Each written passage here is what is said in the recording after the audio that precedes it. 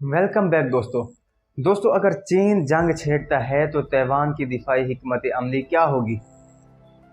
अमरीकी ऐवान नुमाइंदगान की speaker Nancy Pelosi के दौरे तैवान के बाद से चीन तैवान के इतराफ़ में बड़ी फौजी मशकें जारी रखे हुए है और बज़ाहिर इस दौरे पर अपनी नाराज़गी का इजहार हर तरह से कर रहा है।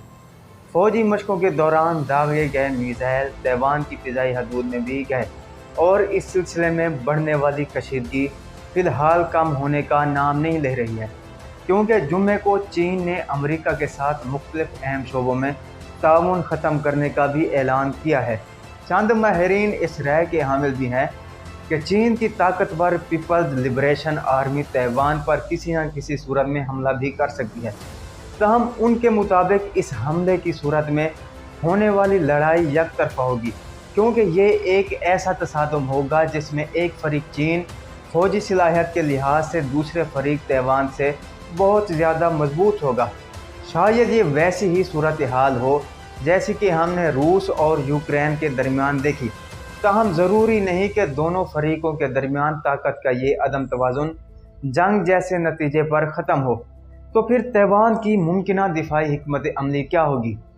Defence shield. चीन की आबादी लगभग 1 अरब 40 करोड़ है, जबकि इसके मुकाबले में तैवान की आबादी फ़कत तकरीबन 2 करोड़ 40 लाख बनती है। चीन का दिफाई बजट तैवान के मुकाबले में 13 गुना ज़्यादा है, जबकि चीन की फ़ौज के सहज फ़ौजी साजो सामान और हथियारों में भी तैवान से बहुत आगे है। तैवान इस अदम तवाज़ुन से बाखूबी आगाह है, इसलिए इसने डिफेंस शील्ड की हिकमत अमली अपनाई है, बिल्कुल वैसे ही जैसे कोई खार पोस्ट बैरूनी हमला आवर से बचने के लिए अपने कांटे अपने जिस्म के इर्द गिर्द फैला देता है ताकि हमला आवर उसे नुकसान ना पहुंचा सके। तैवान की भी यही हिकमत अमली है। इस दिफाई हिकमत अमली पर तबसरा करते हुए ताइपे टाइम्स ने अपने इदारे में लिखा है कि अगर हमला आवर अब भी तैवान पर हमला करने पर इसरार करता है तो इसे इंतहाई होलनाक सज़ा का सामना करना पड़ सकता है। इस सज़ा का ऐसा दर्दनाक रद्द अमल होगा कि आखिरकार हमला आवर हमला ख़त्म करने पर मजबूर होगा। तैवान ने इस हिकमत अमली की बुनियाद पर एक हिम्मत जहती हिफाजती निज़ाम अपनाया है। इस हिकमत अमली में दुश्मन को तैवान के साहिल पर रोकना, समंदर में हमला करना, सहली इलाके पर हमला करना और दुश्मन के सहली महाज पर हमला करना शामिल है। महंगे लड़ाका तैयारे और आबदोज़े खरीदना तैवान की तरजीह नहीं है। इसके मुकाबले में ये मोबाइल और खुफिया हथियारों की तनसीब को तरजीह देता है, जैसे एंटी एयरक्राफ्ट और एंटी एयरशिप मिसाइल। दिफाई माहिरीन इस बारे में क्या कहते हैं।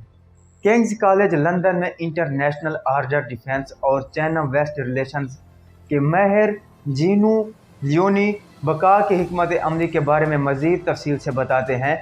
वो कहते हैं सिक्योरिटी की सबसे बैरूनी तह इंटेलिजेंस और निगरानी की हिकमत अमली का मजमूआ है। इसका मकसद फ़ौज को मुकम्मल तौर पर तैयार रखना है। कई बरसों के दौरान तैवान ने हमले से काफ़ी पेशतर वार्निंग देने का निज़ाम तैयार किया है ताकि चीन की जानिब से दरपेश किसी भी ख़तरे का कबल अज़ वक्त पता चलाया जा सके। यूनी का कहना है कि अगर चीन को तैवान पर हमला करना है तो इसे तैवान के रडार स्टेशन, फ़िज़ाया के अड्डों और मिसाइलों की खेप को तबाह करने के लिए दरमियाने फासले तक मार करने वाले मिसाइलों और फ़िज़ाई हमलों से आगाज़ करना होगा। तैवान की इस हिकमत अमली के मुताबिक दूसरी हिफाजती तह समंदर के बीचों बीच गुरीला लड़ाई के लिए मरीन्स को तैयार रखना है और तैवान के मुताबिक अमरीकी साख्ता लड़ाका तैयारे इस सूरत में मदद के लिए तैयार होंगे। छोटी और चुस्त कश्तियों को मिसाइलों के साथ तैनात किया जाएगा, जिन्हें ज़मीन से हेलीकॉप्टरों और मिसाइल लॉन्चरों की मदद हासिल होगी। ये चीनी बहरी बेड़ों को तैवान की सरजमीन तक पहुंचने से रोकेंगे। लियोनी का कहना है कि तैवान के लिए तीसरी हिफाजती तह की हिकमत अमली के मुताबिक अपनी ज़मीन और आबादी का दिफा इंतहाई अहम है।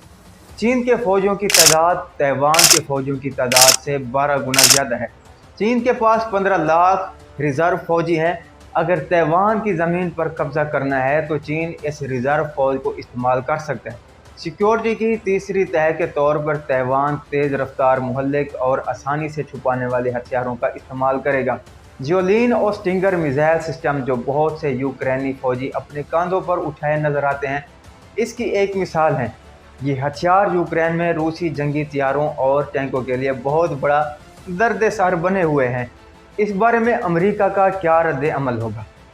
चीन और तैवान के दरमियान जंग छिड़ गई तो अमेरिका क्या करेगा? अब तक के इशारों से यही लगता है कि अमेरिका इस सिलसिले में जानबूझकर अपनी हिकमत अमली को छुपा रहा है।